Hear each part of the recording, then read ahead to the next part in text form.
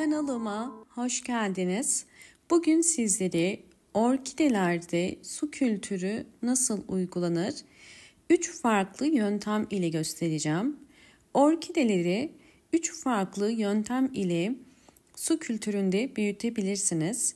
Hemen sizlere birinci ve benim en sık uyguladığım su kültürünü göstermek istiyorum.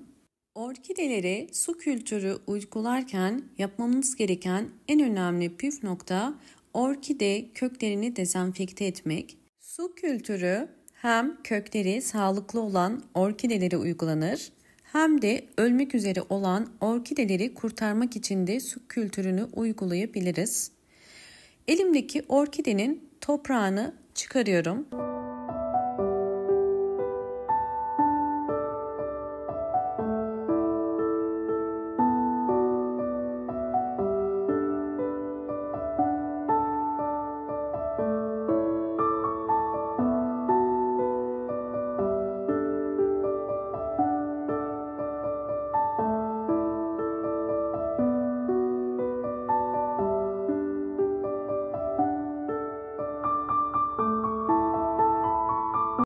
Orkidenin yapraklarını ve köklerini yıkadım. Şimdi yapmamız gereken önemli püf nokta kökleri dezenfekte etmek. Bunun için limon kullanıyorum. Yarım limonun suyunu kullanacağım. Borcamın içerisine su koymuştum ve bu limonu sıkıyorum. Sizler istediğiniz kadar su koyabilirsiniz, fark etmez. Şimdi ilk olarak orkidenin yapraklarını dezenfekte edeceğim. Çünkü orkide yapraklarında da hastalık ya da böcek olabilir. 15 dakika bu suda 15 dakika suyun içerisine beklettiğim orkide yapraklarını çıkarıyorum. Bu yöntemi özellikle yaprak aralarında su birikmemesi için denedim. İkinci olarak köklerinin tamamen suyun içerisinde kalması gerekiyor. Bunun için biraz daha su ekliyorum. Kökler bu suyun içerisinde 30 dakika kalacak ve böylelikle hem kökleri dezenfekte etmiş olacağız hem de orkide köklerine bol C vitamini desteği sağlamış oluyoruz.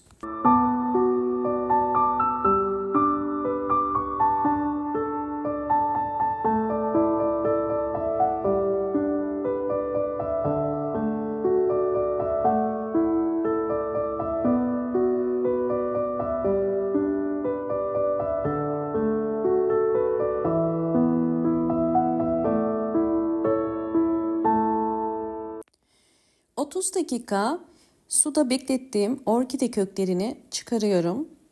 Yeterince dezenfekte oldum. Özellikle sizlere çok fazla suyun içerisinde bekleyen orkidenin gövde kısmını da göstermek istiyorum. Süngerin yarısı kalmıştı. Bakın, sürekli suyun içerisinde kalan bir orkide sünger tarafından çok fazla su çeker. Ve süngerin çektiği suyu göstermek için biraz bakın hafifçe sıkıyorum. Ve sıktığım zaman çok fazla su çektiğini görebiliyorsunuz. İşte bu su orkidenin köklerinin çürümesine sebep oluyor. Bu yüzden orkidelerin içerisindeki sünger olduğunu unutmayarak az su vermeniz gerekiyor. Kesinlikle günlerce suyun içerisinde kalmaması gerekiyor. Yoksa köklerde çürüme olur. Şimdi orkidelere su kültürü nasıl uygulanır göstereceğim. Bunun için temiz bir cam borcamın içerisine suyumu koydum. Şeffaf olması önemli. Bakın yarım su koydum. Ve şimdi orkidemi köklerini bu suyun içerisinde bekleteceğim. Bunun için bir çubuk kullanıyorum. Çubuk orkidenin su kültürü içerisinde dengede kalmasını ve gövdenin suya girmesini engeller. Bu şekilde oturtuyorum. Sadece köklerin girmesi gerekiyor bakın. Kesinlikle su kültüründe orkidelerin tüm kökleri suyun içerisinde kalmaz. Sadece kök uçlarının suyun içerisinde kalması yeterli. Suyu azaldıkça su ekleyebilirsiniz. Ve özellikle su kültüründeki orkidenin bol ışık alması gerekiyor. Bu yüzden pencere kenarına direkt koyabilirsiniz. Böylelikle orkide yeterli ışığı alınca daha hızlı yeni kökler ve yeni yapraklar çıkaracaktır. Dediğim gibi su azaldıkça da ekleyebilirsiniz. Şimdi sizlere ikinci yöntemi göstermek istiyorum. İkinci yöntemde orkideye su kültürü uygulayabilmek için elimde bu şekilde bir orkide var. Orkidemin saksısını hafif sıkarak çıkarıyorum. Gördüğünüz üzere bu orkidenin kökleri de sağlıklı. Bu yöntemde orkidemizin sadece kök uçlarından su almasını sağlayacağız ve üzerindeki toprağını çıkarmıyorum. Bakın kök uçlarını bu şekilde çıkarıyorum.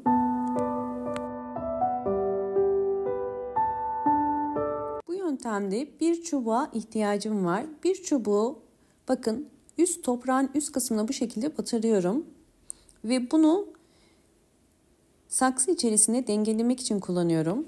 Bu yöntemde çubuk ile plastik bir pet bardağın içerisine oturtuyorum.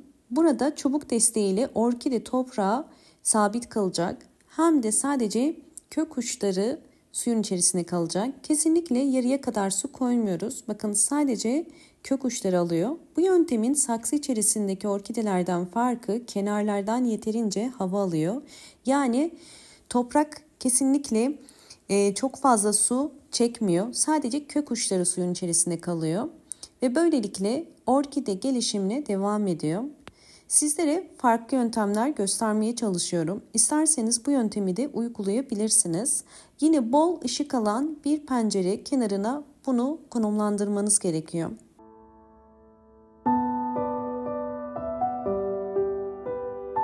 Üçüncü yöntemde yaprakları bu şekilde yumuşayan ve sarkan ve kökleri çürüyen orkideleri toprağını çıkarmadan su kültürü nasıl uygularız? Bu yöntemi göstereceğim. Bu tarz orkidelerde hava köklerinin olması gerekiyor. Eğer orkidenizin yaprakları yumuşadıysa ve bu şekilde hava kökleri varsa bir cam şişenin içerisine su koyarak hava köklerini içine daldırın ve böylelikle orkide bu hava kökü sayesinde sürekli buradan suyu çekerek saksı içerisindeyken su kültürünü sağlamış olacak. Bu orkidenin yeni kökler çıkarmasını kolaylaştırır. Özellikle saksı içerisindeki kökler çok fazla çürüdüyse bu yöntem işe yarayacaktır. Sizlere 3 farklı yöntemi gösterdim. Sizler sizin için en kolay olan yöntemi seçebilirsiniz. Ben genel olarak hava kökleri olan orkidelerime bu şekilde uyguluyorum.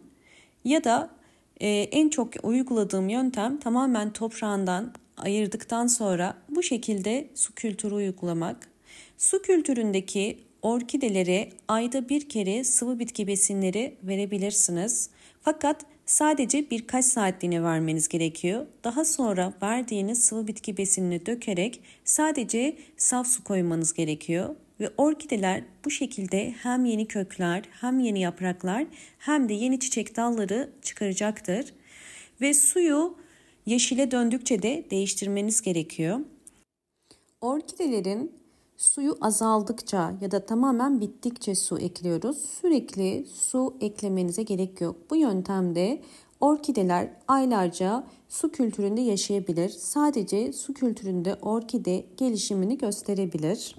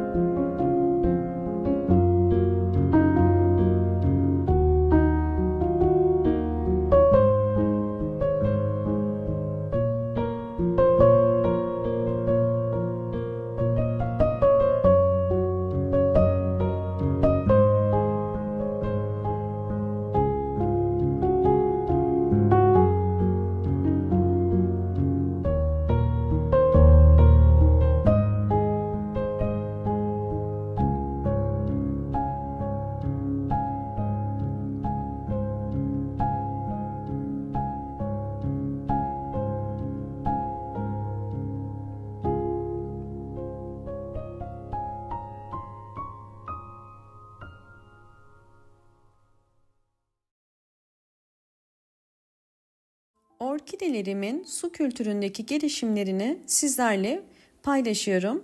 Videomu eğer buraya kadar izlediyseniz ve beğendiyseniz hemen beğen tuşuna basıp kanalıma da abone değilseniz eğer bana destek olmak için abone olabilirsiniz. Ve gelen bildirimlerden haberdar olmak için zil sesini açık konuma getirmeyi unutmayın. Kanalıma abone olmak tamamen ücretsizdir. Eğer videolarımı sürekli izliyor ve abone değilseniz lütfen abone olmayı unutmayın. Hoşça kalın, sağlıkla kalın.